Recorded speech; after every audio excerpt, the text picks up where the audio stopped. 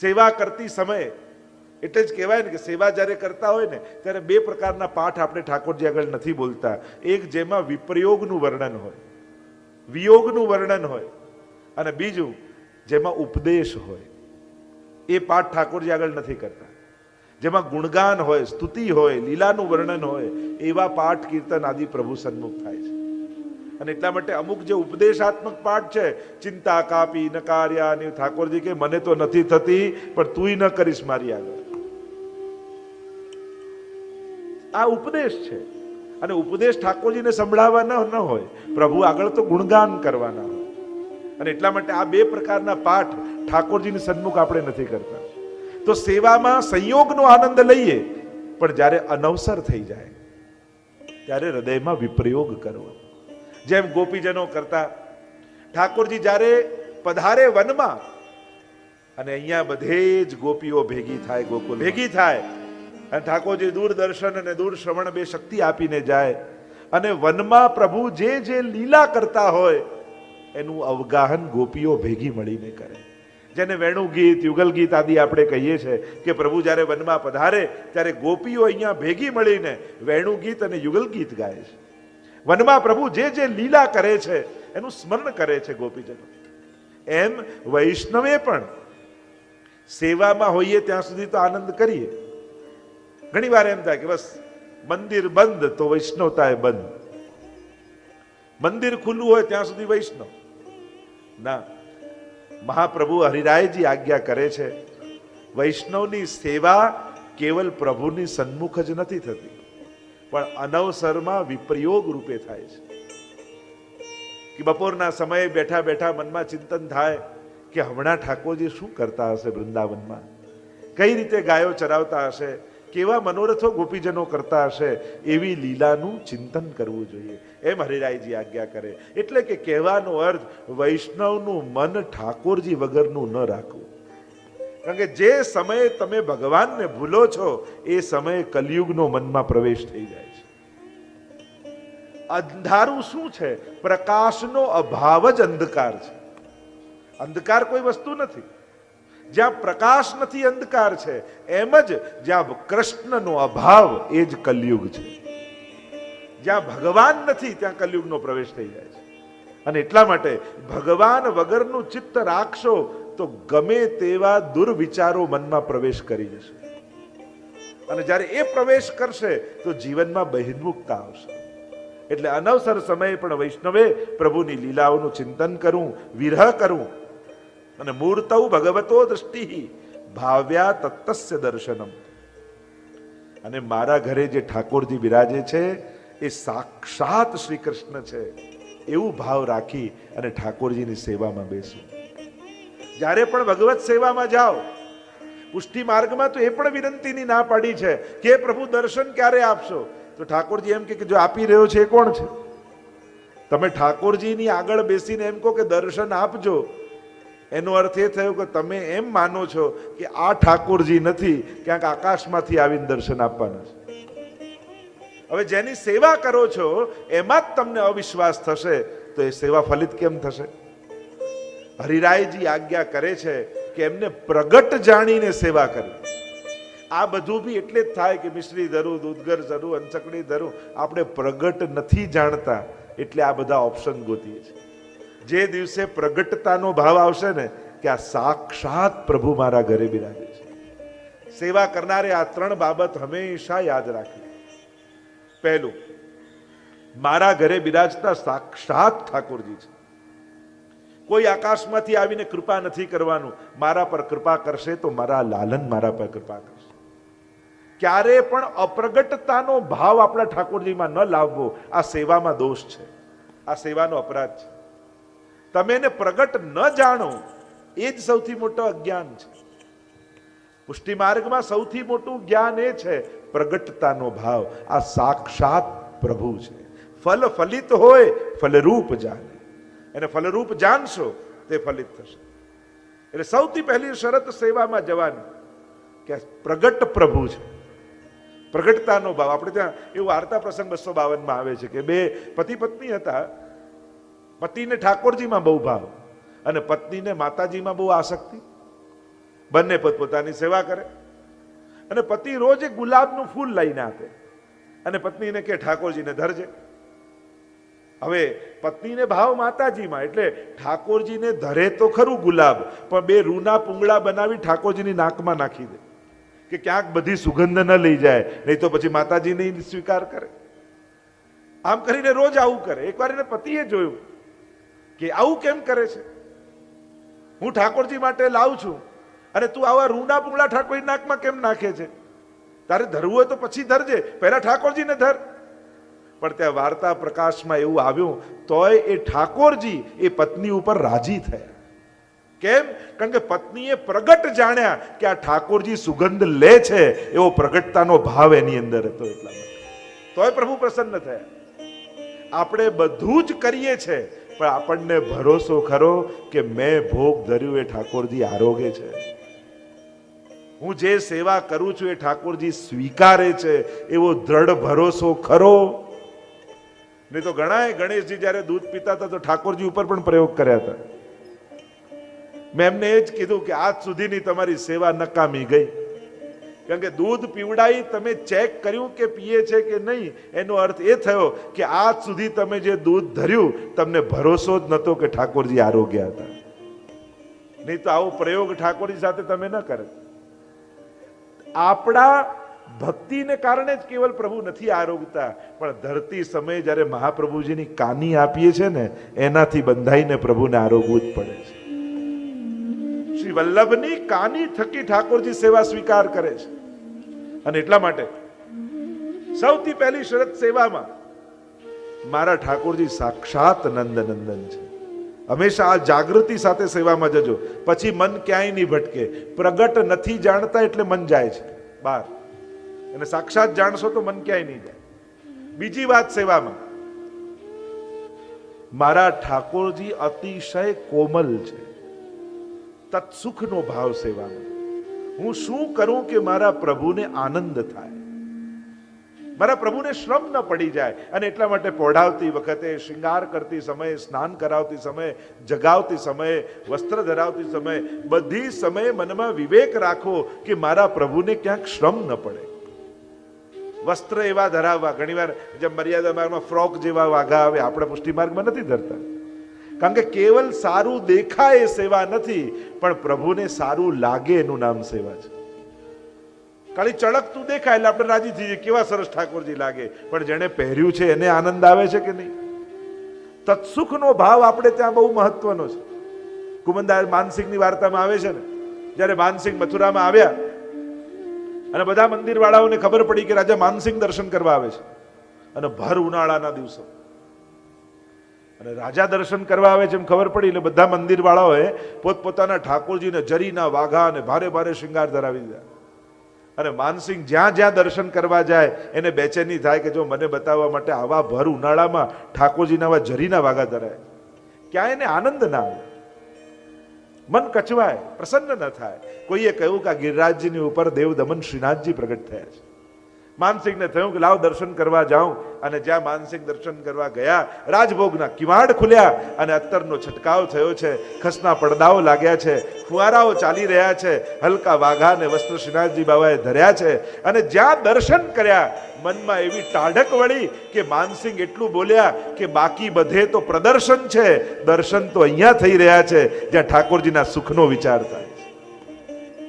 જ્યાં ભગવત સુખનો વિચાર છે એનું નામ સેવા છે. એટલે સેવામાં આ પહેલો વિવેક કે આ ધરાવવાથી મારા ઠાકોરજીને પ્રસન્નતા થશે, મને સારું લાગશે, મારી આંખોને સારું લાગશે, એ બધું જ ગૌણ. સેવામાં પ્રધાન પહેલો વિચાર પ્રગટતાનો ભાવ, બીજો વિચાર તત્સુખનો, મારા પ્રભુ અતિ કોમલ છે. અને એટલા માટે શૃંગાર પણ એવા ધરાવવા, પોઢાવો ત્યારે ધ્યાન રાખવું, જગાવો ત્યારે ધ્યાન રાખવું, સ્નાન કરાવો ત્યારે પણ. નહીં તો ઘણી વાર શૃંગાર કરતી સમયે લોકો ઠાકોરજીને યોગના બધા જ આસનો કરાવી નાખે, આમ કરે ને આમ કરે ને આમ કરે. અને નુપુર ધરાવા હોય ત્યારે શીર્ષાસન. પ્રભુને થાય કે સારું, મને લોકો યોગેશ્વર કહે છે, હવે સમજાયું આ બધા યોગના આસન આને મને શીખવાડી દીધા. તો શૃંગાર કરતી સમયે ઠાકોરજી સીધા રહેવા જોઈએ, એ આપણને આવડવું જોઈએ વિવેક. કે શૃંગાર કઈ રીતે ઠાકોરજીને કરાય. શૃંગાર ચોકીમાં કે ગોદીમાં પધરાવીને શૃંગાર કરતા હોઈએ તો પ્રભુને આડાવડા ન કરાય. શૃંગાર ધરાવવું પણ એક કળા છે. એમને પોઢાવો તો કઈ રીતે પોઢાવો. લાલન હોય તો લડ્ડુ વાળો હાથ ઊંચો રહે, ક્યાં તકિયા રાખવા, કઈ રીતે વેણું રાખવી, કઈ રીતે અત્તા સમર્પવું તૈયાજીને, આ બધાનો વિવેક છે. જગાવતી સમયે પણ વિવેક રાખો. ઘણા એવા ઉતાવળમાં ટન ટન ટન ટન કરી ટેરો લઈને પધરાવી દે, ભોગ ધરે, પછી શૃંગાર ધરે, હાથ કાસા કરે, ઝારી ભરે, ભોગ ધરે, પાછા શૃંગાર વાળા કઈ પડે, હા સેવા પતિ. તો પતાવવા માટે શરૂ કર્યું. બે કાર્યમાં ઉતાવળ નહીં કરી, એક પ્રભુને જગાવતી વખતે અને બીજું પોઢાવતી વખતે. જેમ નાનું બાળક હોય કોઈ, તો આપણે ન જગાડતી વખતે ઉતાવળ કરી, ન સુડાવતી વખતે. બને તો થોડી વાર શાંતિથી એ સમયે બેસે અને પ્રભુને ધીમે રહીને જગાડવા. આ વિવેક છે. સુકોમલતાનો ભાવ, તત્સુખનો ભાવ, આ બીજો વિચાર. અને સેવામાં ત્રીજો મહત્વનો વિચાર છે કે ઠાકોરજી જે મારા ઘરે બિરાજે છે એ શ્રી વલ્લભની કૃપાથી મારા ઘરે પધાર્યા છે. શ્રી મહાપ્રભુજીની કૃપા મારા ઉપર થઈ, નહીં તો ઠાકોરજી મને ક્યાં ઓળખે. શ્રી વલ્લભે કૃપા કરી મને પ્રભુ પધરાવી દીધા. અને એટલા માટે સદાય સેવા કરવાની શરૂઆત કરતા પહેલા મહાપ્રભુજીનું સ્મરણ કરો. જય જય શ્રી વલ્લભ પ્રભુ વિઠ્ઠલેશ સાથે, નિજ જન પર કરત કૃપા ધરત હાથે. આ બધા વિવેકો છે. આ ત્રણ બાબત સેવામાં ધ્યાન રાખવું. હરિરાયજી આજ્ઞા કરે છે, મૂર્તૌ ભગવતો દષ્ટિ ભાવ્યા તત્તસ્ય દર્શનમ. આ સ્વરૂપ સાક્ષાત પ્રભુ છે એવો ભાવ રાખીને સેવા કરશો ને તો સાક્ષાત ઠાકોરજી તમારી સેવા સ્વીકારશે. પણ મૂર્તિ કે ચિત્ર કેવલ એવો ભાવ રાખશો કે આ કોઈ કેવલ આકાર છે, ભગવાન આ નથી, ભગવાન ક્યાંકથી આવવાના છે, તો તમારી સેવા નિષ્ફળ જશે. અને એટલા માટે પ્રગટતાનો ભાવ રાખીને સેવા કરવી. જે હૃદય અશુદ્ધ છે, વિષયોથી બળી રહ્યું છે, જે મહાપ્રભુજી 16 ગ્રંથમાં આજ્ઞા કરી કે વિષયાક્રાંત દેહા નામ નાવેશ સર્વથા હરે. જેમ બળતા ઘરમાં કોઈ રહી ન શકે, એમ જેનું હૃદય વિષયોથી બળતું હોય એમાં ઠાકોરજી પણ રહી શકતા નથી. અને એટલા માટે અશુદ્ધ હૃદયમાં પ્રભુ બિરાજતા નથી. અને પ્રભુને તમારા હૃદયમાં પધરાવવું છે તો એ સૌથી પહેલા તમારા હૃદયને શુદ્ધ કરે છે. કારણ કે વિશુદ્ધ સામગ્રી ને સાધન જ ઠાકોરજી અંગીકાર કરે છે. અને અશુદ્ધતા શું છે? લૌકિકતા છે, એ જ અશુદ્ધિ છે. અલૌકિક માર્ગમાં જ્યાં લૌકિકતા છે એ અશુદ્ધિ છે. અને એટલા માટે મહાપ્રભુજીએ સમજાવ્યું, મનુ તે નૈવ લૌકિકમ. અમારા ઠાકોરજી લૌકિક નથી, લૌકિક જાણતા નથી, લૌકિક સમજતા નથી, લૌકિક સાંભળતા નથી. પરમ અલૌકિક છે ઠાકોરજી. અને એટલા માટે ક્યારે પણ ભગવાન માટે કોઈ પણ વસ્તુ, વ્યવહાર કે કોઈ પણ પદાર્થમાં લૌકિક ભાવ ક્યારે નહીં કરો. સીધી સાદી ભાષામાં સમજાવું ને તો મંદિરમાં જે બુહારીથી, જે સાવરણીથી સફાઈ કરતા હો એને પણ પગ નહીં લગાડો. કારણ કે ભગવત સંબંધી કોઈ પણ વસ્તુ લૌકિક નથી. જેનો એકવાર ભગવત સંબંધ થયો એ વસ્તુ પરમ અલૌકિક હોય છે. અને એટલા માટે અશુદ્ધિ શું છે? શું એમાં કચરો જામી ગયો એ અશુદ્ધિ? એને ધોઈને ધરીએ તો ઠાકોરજી અંગીકાર કરી લે? ના. જ્યારે પ્રત્યેક પદાર્થ અને વ્યક્તિ વસ્તુમાં તમારો અલૌકિક ભાવ આવે ત્યારે પ્રભુ એ તમારા દ્વારા અંગીકાર કરે છે. આ પ્રભુનું છે, પ્રભુ માટે પ્રભુએ મને આપ્યું છે. આવો ભાવ જ્યારે વસ્તુ વ્યક્તિમાં આવે ત્યારે તમારા થકી એ વસ્તુ વ્યક્તિનો પ્રભુ સ્વીકાર કરે છે. આપણે બ્રહ્મ સંબંધ લઈએ છીએ અને સર્વનું સમર્પણ કરીએ છીએ. અને સમર્પણ કરી એ વસ્તુનો ભગવત સંબંધ સંપાદિત કરીએ છીએ. અને એકવાર જેનો ભગવત સંબંધ સંપાદિત થઈ જાય પછી એ વસ્તુ લૌકિક રહેતી નથી.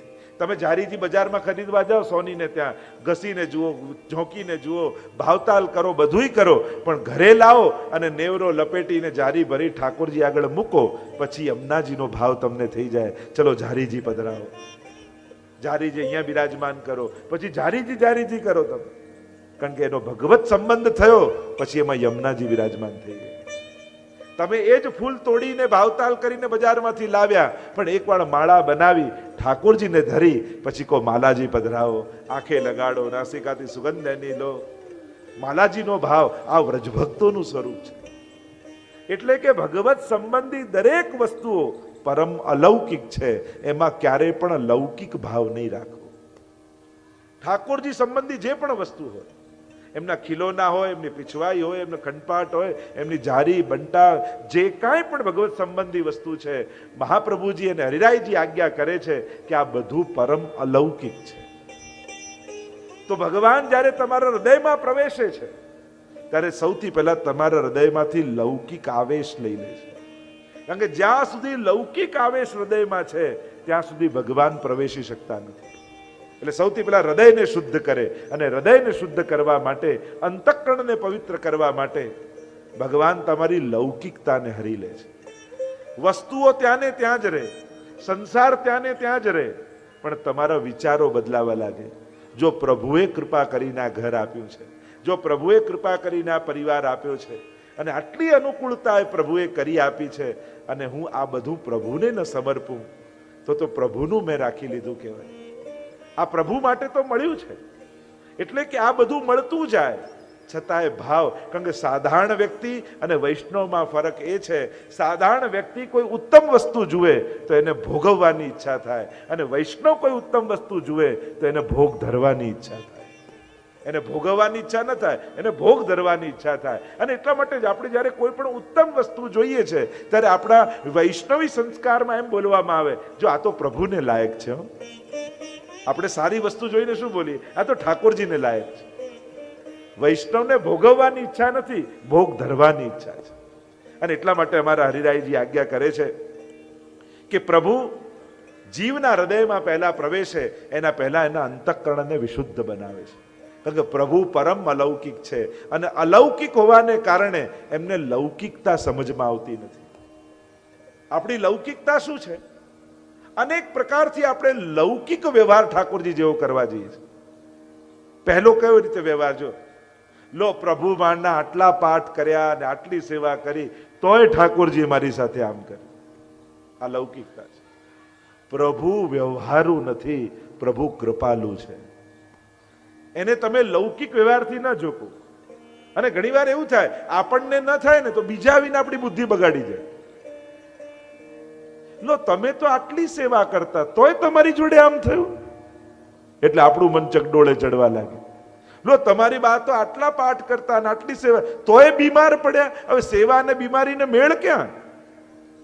શરીર છે, અક્ષરથી શરીર, જે નાશવંત છે એ જ શરીર છે, એનું કોઈ કનેક્શન. પણ લોકો એને લોજિક એવું જોડીને, એટલે સેવા કરનારા મનમાં ચકડોળ ચડે. વાત સાચી, પેલા કાંઈ નથી કરતા ને એને કઈ નથી થતું, અમારા આટલા કરતા તોય બીમાર પડ્યા. આ રીતે સાર કઢાય. સાર એમ કઢાય, બા આટલા બીમાર પડ્યા તોય ઠાકોરજીનું નામ મુખમાંથી જતું નથી, તોય એમની સેવા શ્રદ્ધા ઘટતી નથી. મારે પણ આવી શ્રદ્ધા રાખવી જોઈએ. પ્રેરણા આવી લેવાની હોય. ઊંધી લોકો પ્રેરણા આપે, લો આવી સેવા કરે ને આટલા પાઠ કરે તોય એમને આમ થયું. આ લૌકિકતા છે.